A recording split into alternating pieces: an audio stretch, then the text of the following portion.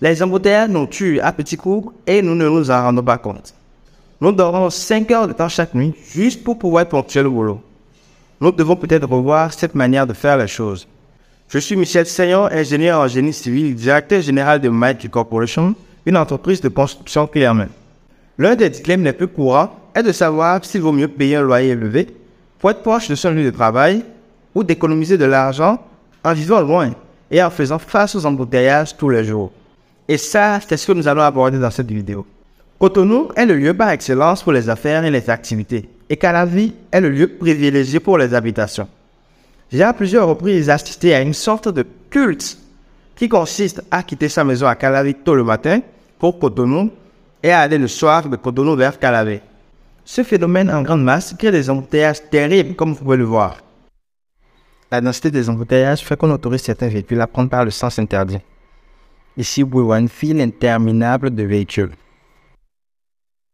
Je précise bien que ces embouteillages s'étendent sur plusieurs kilomètres. Plusieurs raisons poussent des gens à aller habiter à Calavi malgré leurs activités à Cotonou. La première raison est le loyer qui est moins cher à Calavi. La seconde raison est le fait que construire sa maison à Calavi est beaucoup plus simple en raison du coût énorme des parcelles à Cotonou. Quand je parle de Cotonou-Calavi, je parle évidemment des gens qui font en moyenne 60 km tous les jours, 30 km à l'aller, 30 km au retour. Un peu comme travailler à Saint-Rita et habiter à Atabo.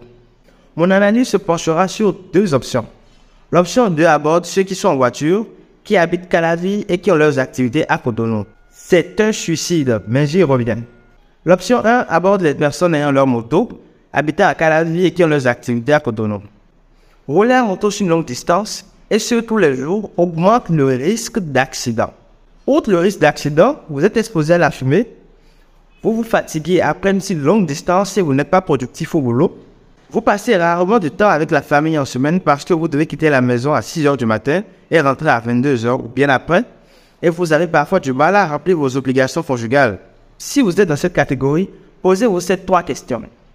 Ai-je les moyens de vivre un peu plus près de mon boulot? Pour moi, quelle est la priorité entre ma famille et ma santé ou l'économie sur le loyer?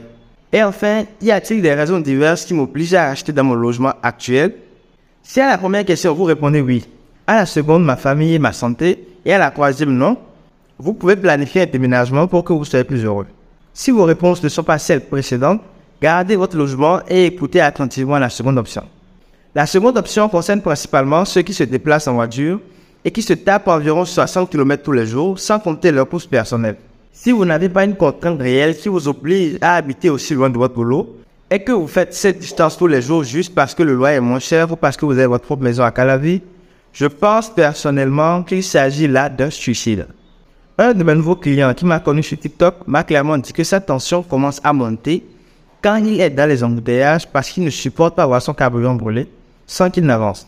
Pour cette raison, il évite les embouteillages en se levant tous les jours à 4h30 et en rentrant après 23h.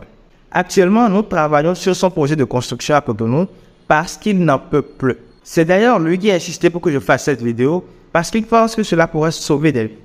Il se peut que le surcoût actuel causant votre carburation est beaucoup plus élevé que le complément à votre loyer actuel pour mieux vivre près de votre boulot. Oui, vous avez bien entendu, le surcoût causant votre carburation est beaucoup plus élevé que le complément à votre loyer actuel pour mieux vivre près de votre boulot. Imaginez une vie où vous rentrez à 19 h et que vous avez toute la soirée pour vous, et ce, tous les jours de la semaine. La vie est trop courte, pensez-y. La ressource la plus importante n'est pas l'argent, mais le temps. On vous propose d'être multimilliardaire en euros à l'instant même, mais en contrepartie, vous avez 95 ans subitement. Serez-vous d'accord? Je pense que non, parce que vous n'aurez nécessairement pas le temps de jouir de cet argent. Mettez votre temps à votre avantage en évitant les trajets inutiles et les économies qui ne vous serviront forcément pas. Asseyez-vous, prenez une feuille et faites un vrai calcul pour voir si ça vaut la peine ou non de continuer par faire de longs trajets pénibles quotidiennement. Si vous avez un proche qui est dans l'une de ces options, partagez-lui cette vidéo et racontez-moi dans les commentaires les trajets incroyables que font vos collègues de boulot tous les jours juste parce qu'ils ne veulent pas payer un loyer plus cher à Cotonou.